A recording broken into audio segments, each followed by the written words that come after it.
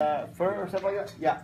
So you go, wait a minute, if it's 100%, this one, whatever that code is, it's dominant. So, and the only way you could get 100% is if this was big A, because now we're assuming this is little a, right? But this one, when it crossed, it had two options. It had roughly 50% black, 50% white, okay? And if you have that, then you go, wait a minute, the only way that's going to happen, well, it can't be big A, it can't be little a, it has to be big A, little a. Okay? And that's what Mendel essentially did. The numbers aren't exact, but that's what he did. He counted these flowers, and it's roughly those percentages 3-to-1 ratio. And this one is 50-50 ratio, right? Is that the one you're talking about? Yeah, but they asked, what is the genotype for the parents, Jamie and offspring? Yeah, okay, so the gamete, okay, so these are the parents. So that's the parents, right? The gametes for this one would only be big A. The gametes possible for this would only be little a, and then this one big A or little a, right? Okay. Anything else? Any other one? Okay. Do you guys want to just go over the answers for the board problems? Are there for all of them, or just a certain section of them, or what?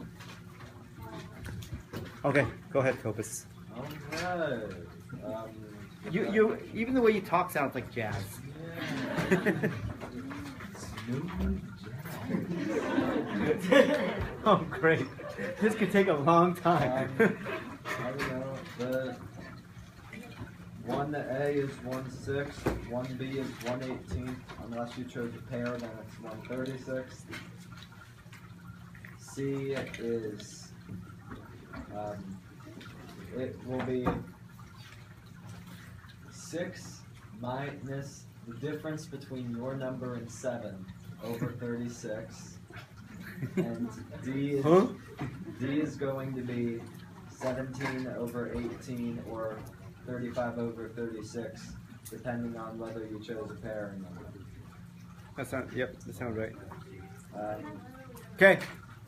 Did everybody catch that, or was there a question on one of those? Huh? That was number 1, just the dice problem. So now we're on to the monohybrid problems, right? So the crosses, wait, anybody need that one? The genotypic and phenotypic ratios? Or should we just move right to the dihybrid? Who wrote this? I can't read it.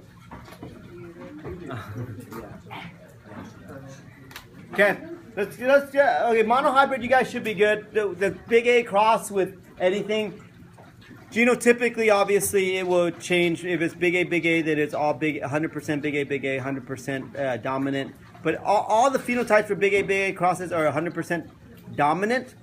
But if it's crossed with a heterozygous, it will be half big A, half big A, little a. And if it's homozygous recessive, then it's 100% heterozygous, right?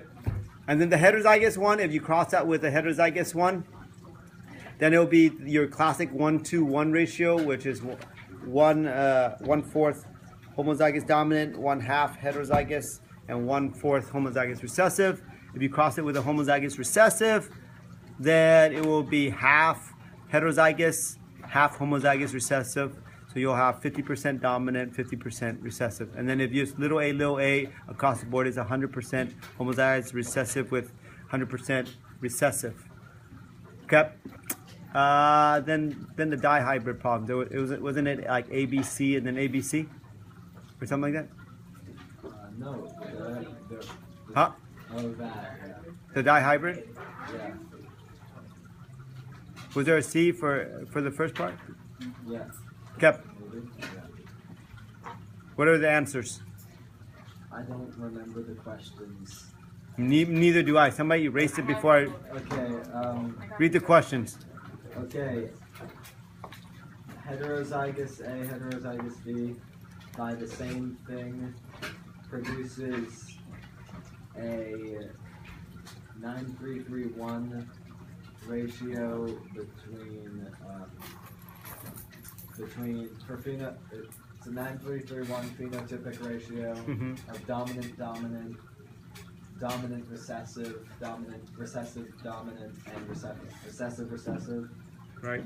And the genotypes are 1/16 double dominant, 1/8 heterozygous dominant, 1/16 recessive dominant, 1/8 dominant heterozygous, 1/4 heterozygous heterozygous, 1/8 recessive heterozygous, 1/16 dominant recessive, 1/8 heterozygous recessive, 1/16 recessive recessive. Yep. So there's 9 combinations. And actually you can tell there's 9 combinations because there's 3 possible A combinations. Big A, big A, big A, little A, and little A, little A, and 3 B combinations. So if you multiply the 3 by 3, you know that it's going to be 9 possible combinations. So when you put together it's big A with big B, big A with big A, B, little B, big A with little b, and so forth. You keep on changing the A patterns. Okay? Alright, for B, the phenotypic ratio, A will be dominant always, and B is going to be half dominant, half recessive.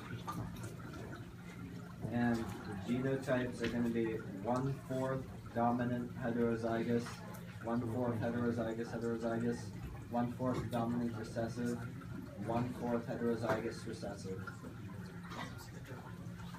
And then C is going to be